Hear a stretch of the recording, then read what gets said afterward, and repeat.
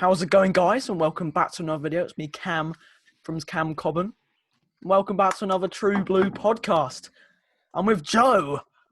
Hello, subscribe to JM and Mates. Plug the channel. And I'm here with Jack. Hello.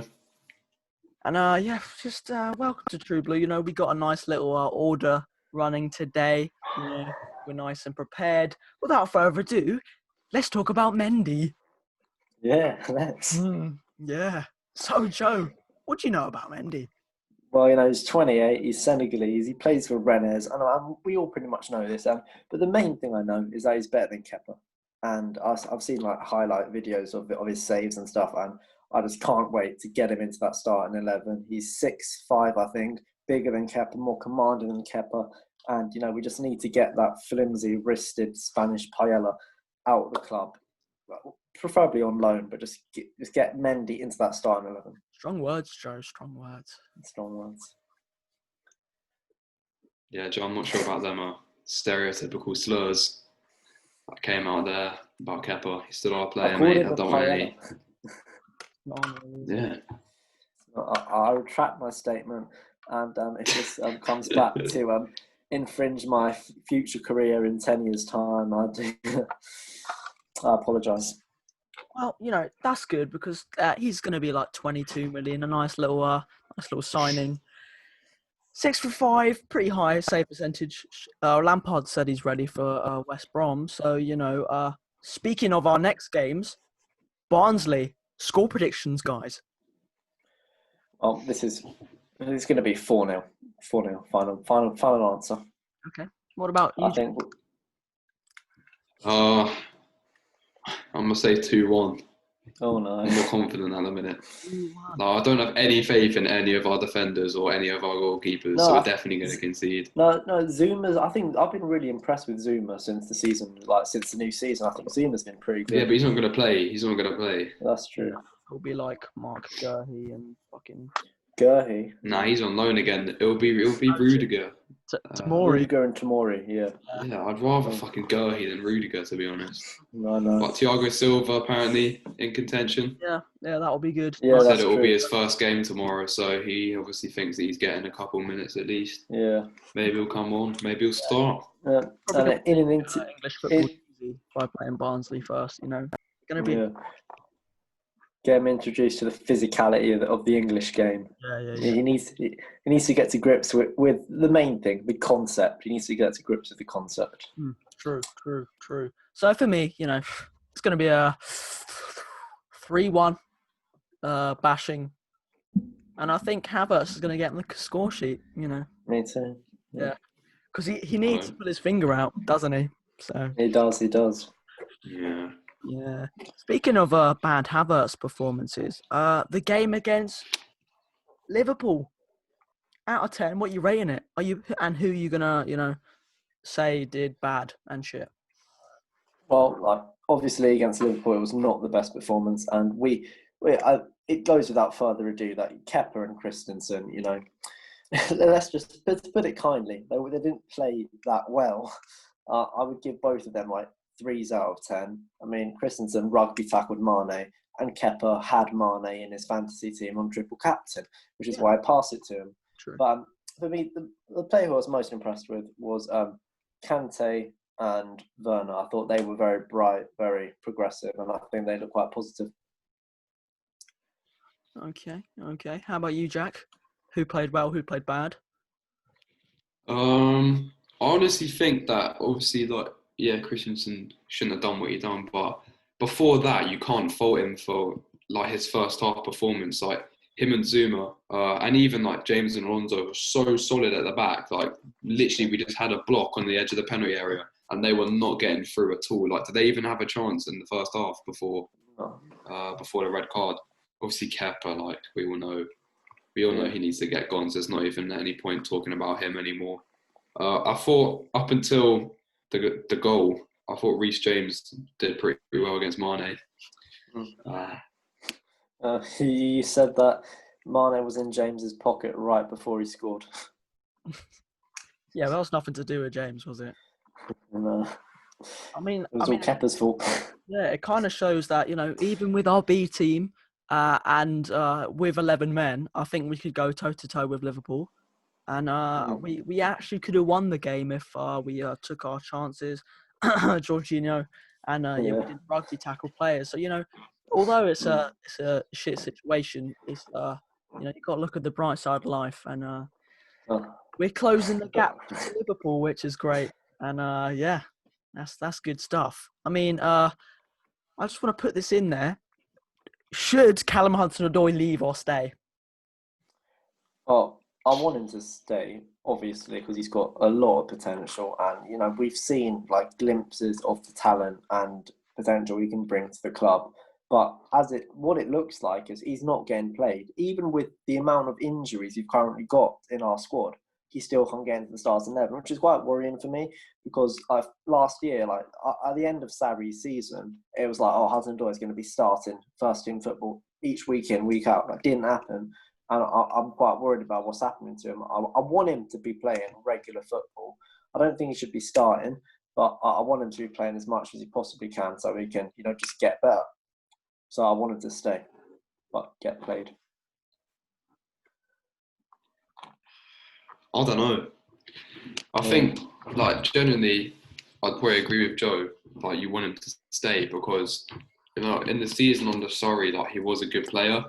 But at the same time, you see other people, around his age doing bits. And he just hasn't done that. And, at the minute, yeah, he's not getting into the team. But there's obviously a reason for that. But last season, when he'd get his chances, he just wouldn't. I don't know. He wasn't. We know he didn't have a good season last season. So in this season, everyone was predicting he was going to, really start to get more minutes and kick on. But it's not looking like it because Lampard's obviously maybe he's not doing well in training. I don't know.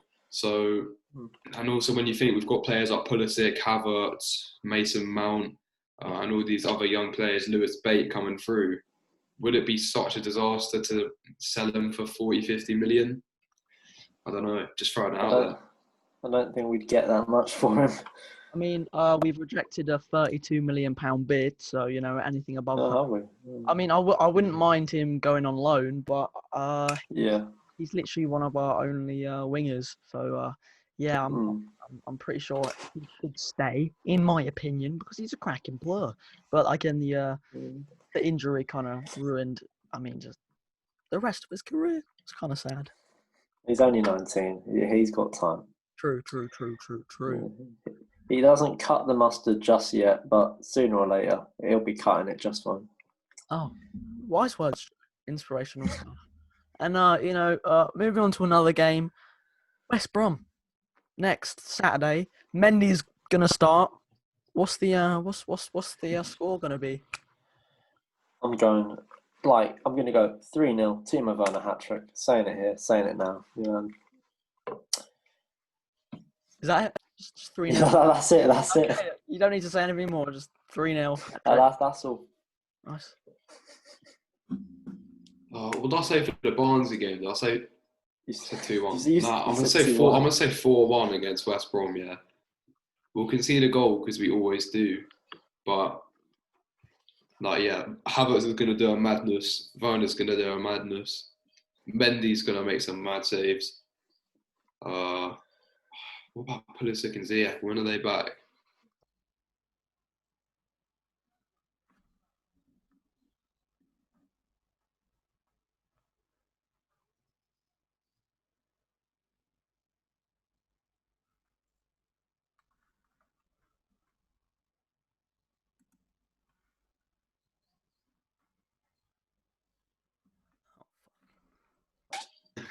What's he doing? Like Jack. Cam, what are you doing? From you. Cam, you sort it out. You're in the game. I can't hear shit. My headphones. Kids watch this. Yeah, I'm sorry, my headphones are broken. So yeah, So I was hearing everything you were saying. I was just agreeing. I was just stunned into silence, really.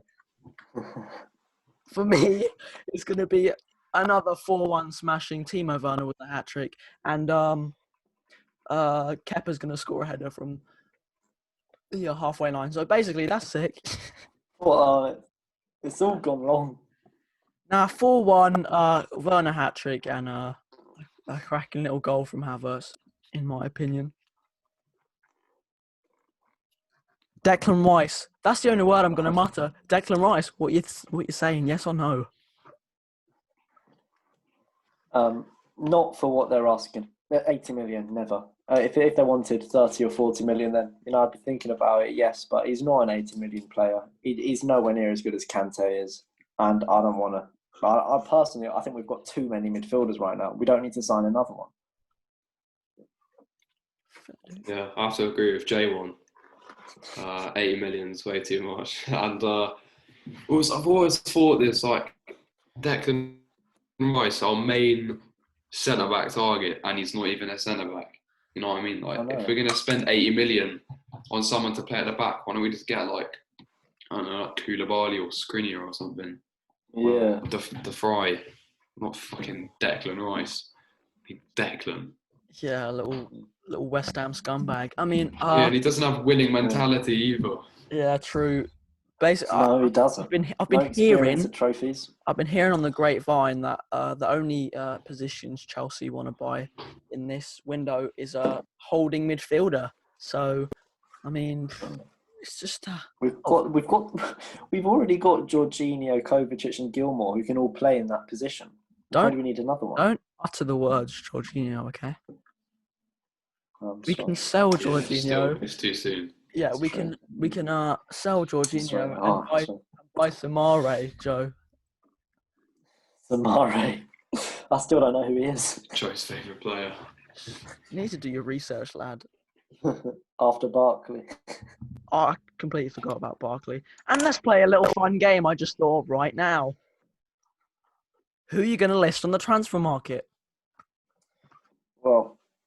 Well, like, to get completely out of the club, because obviously we've still got the deadwood players like Bakayoko, Drinkwater, Kennedy, Batshuayi, all these pieces of floating turd. They're still on the books of the club. We need to get all the deadwood gone.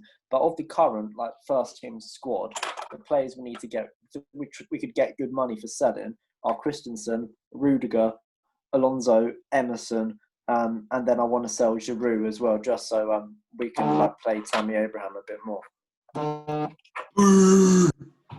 Boo! We're not selling Giroud, mate. He's the best striker in English football. And what money are we going to get off Giroud? Bloody 2 million. I don't make any money off him. I love Giroud as much as the next guy. But you want to sell him? I love him. Doesn't add up, Joe. Does not add up. I'm going to remove you from the podcast after my absolutely disgraceful. Giroud is one of the greatest strikers to ever grace the Premier League, and I don't doubt that. I don't. How many World Cups do you have, Joe?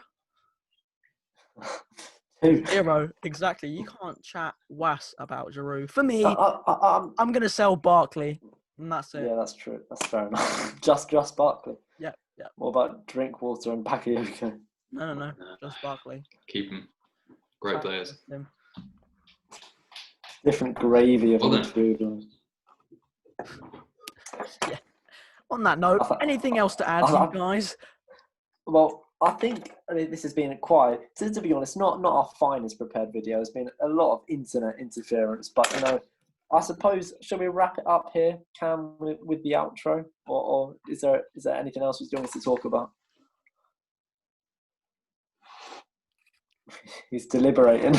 I'm joking. I'd like to talk about my undying love for you, Joe. And without that, further ado, I'm going to end the beautiful podcast. Everyone say goodbye. Bye. Love you lots. Subscribe. Bye. Sure. Don't subscribe to Joe. What do you mean? Yeah, don't subscribe to Joe. Subscribe.